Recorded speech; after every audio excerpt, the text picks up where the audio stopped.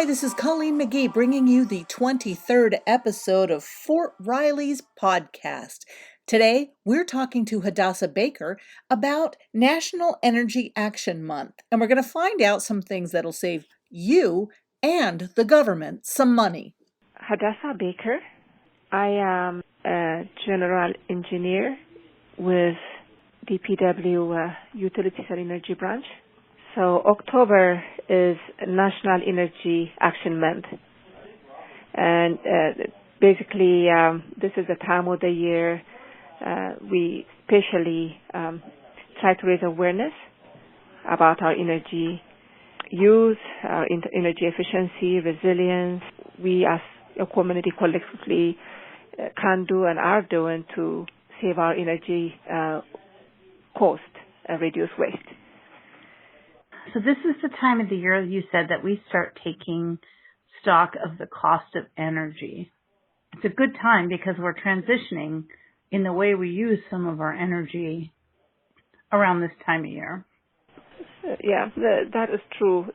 I guess after the fall season, we go to the winter, which is the heating season. We use more natural gas for heating. But just basically also towards this time, towards the end of the fiscal year, we kind of, we analyze the data we have, how much do we spend on our utilities cost for FY20, what was our consumption, electricity, natural gas, propane, and then we compare it to previous year's consumption to see how we're doing. What do you think for the Army is the biggest energy cost?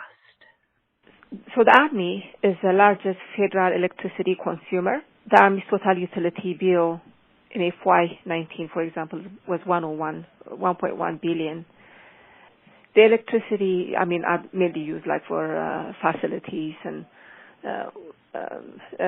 for our grids and other things. But that 1.1 billion also includes like fuel, other type of fuels that are used for,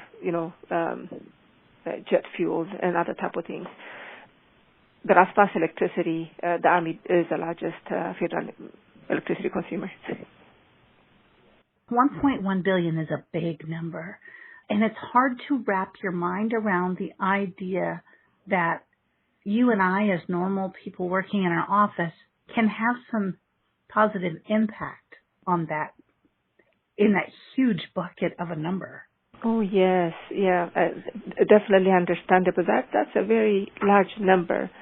Fort Riley's bill is a smaller number, but still large, still compared to our own personal bills, still large. So Fort Riley's energy bill for FY19 was 17.2 million. And that is for electricity and natural gas. So that in comparison to 1.1 billion is much less, but that still is a significant number. And the nice thing about it is something that we can reduce through efforts in energy conservation type projects, and also even through responsible use of our energy and water resources. So tell me what you think might be the easiest way that we could conserve energy in our facilities.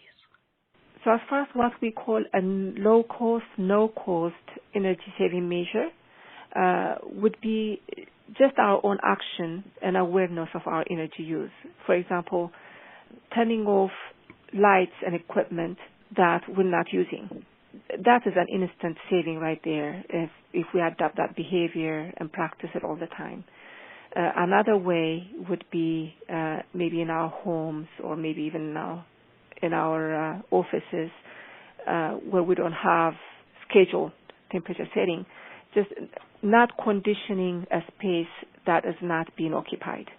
So we may have conditioned a space, but when we leave, if we're able to, we can set it to a setback temperature or set it to a higher temperature to where when we're away for an extended period of time, the space is not being conditioned, because that does consume energy and costs money to do that, and also will basically add additional wear and tear on our equipment. We're talking about the cost, not just in saving energy by flipping the switch or lowering or raising the temperature. Yes. So definitely, depending on how intensively your heating and air conditioning equipment is working, the life of the equipment will be affected. What I mean by that is if the outside temperature is like 95 degrees and you have your HVAC equipment turned on and you have the thermostat set to 65 degrees, that compared to, suppose you leave the space and you don't need to condition it, you set it back to 80 degrees. The way it works at 65 degrees is a whole lot more intense than it is at 80 degrees. You find maybe running at 100% as opposed to 50%. That will add more wear and tear on your equipment, causing it to break at times or making it more frequent on when you need maintenance on your units.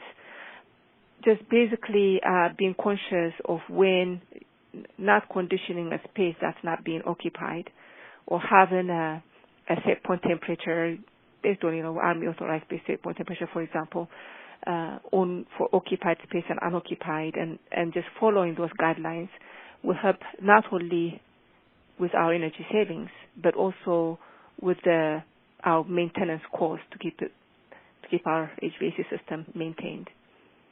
We have a theme this year, right, for our energy awareness? The theme this year is energy resiliency gives us the power to win. So the focus, not only for these years, but even for the past few years, has been energy resiliency. Basically, energy resiliency refers to the ability to prepare for and recover from energy disruptions that impact our mission assurance.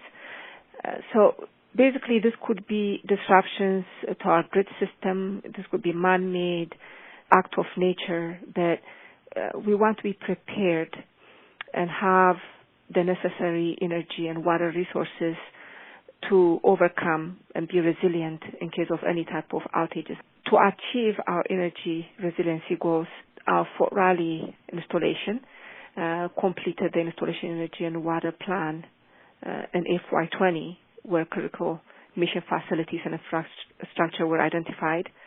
And we identified also the course of actions that would be required in order to provide the necessary energy and water for a minimum of 14 days to these critical mission facilities.